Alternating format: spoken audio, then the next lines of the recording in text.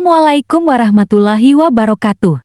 Semoga yang menonton Ngadongang Official selalu diberikan kesehatan dan dimudahkan segala rezekinya.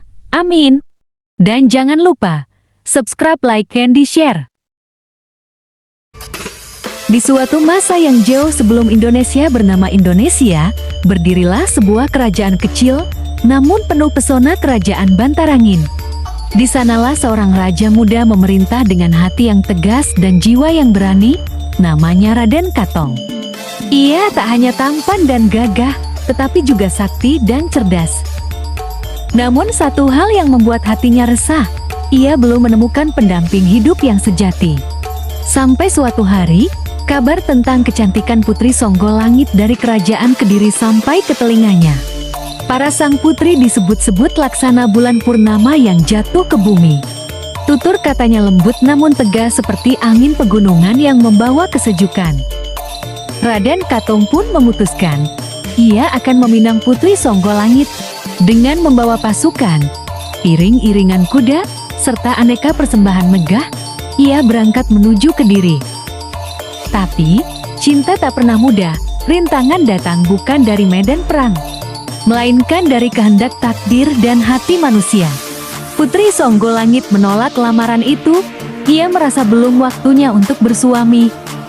Raden Katong yang penuh harga diri merasa dihina. Ia pulang ke Bantarangin dengan dada yang membara.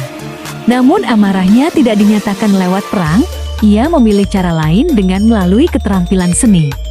Ia ingin membuktikan pada dunia bahwa kerajaannya, meski kecil, memiliki kebesaran budaya.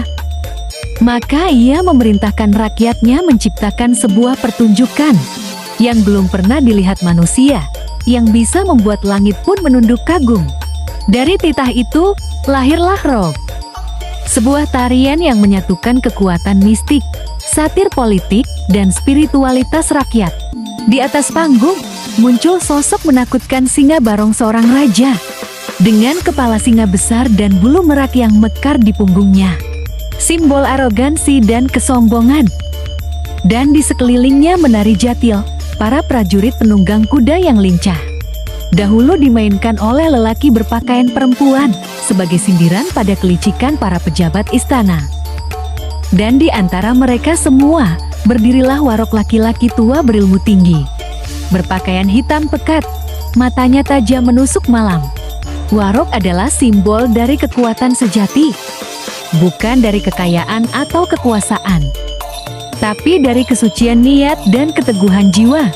Reok menjadi pentas perlawanan. Di balik topeng, tersimpan kritik, di balik tarian, terselip harapan.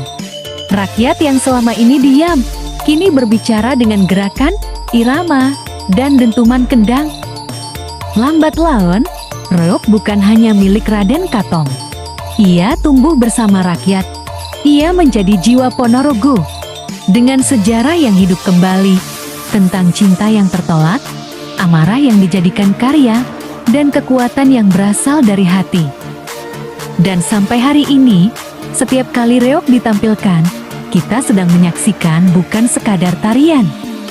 Reok adalah kita, bukan sekadar warisan, tapi jiwa yang terus menari di setiap helai bulu merak, dan di setiap dentuman kendang, dan di setiap semangat rakyat Ponorogo yang tak pernah padam.